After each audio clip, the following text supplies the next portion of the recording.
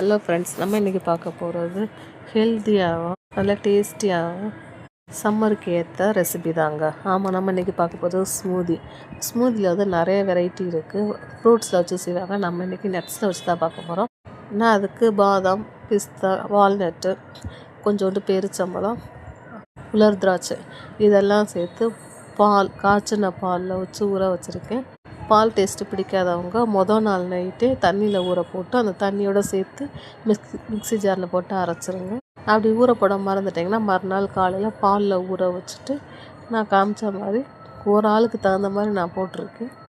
இதெல்லாம் சேர்த்து mixie ஜாரை first நல்லா அரைச்சோம்னா அரைச்சதுக்கப்புறம் வாழைப்பழம் இருந்தால் சேர்த்துக்கலாம். நான் வாழைப்பழத்துக்கு பதிலாக மாதுளம்பழம் சேர்த்துருக்கேன். இதெல்லாம் அடிச்சுட்டு ஒரு டம்ளரில் ஊற்றி கூலிங் இல்லாமல் குடிச்சிங்கன்னா சூப்பரான சம்மருக்கு ஏற்ற ஸ்மூதி ரெடி. இது ரொம்ப ஹெல்த்தியானது கூட. சின்ன பசங்களும் கொடுக்கலாம், நம்மளும் சாப்பிடலாம்.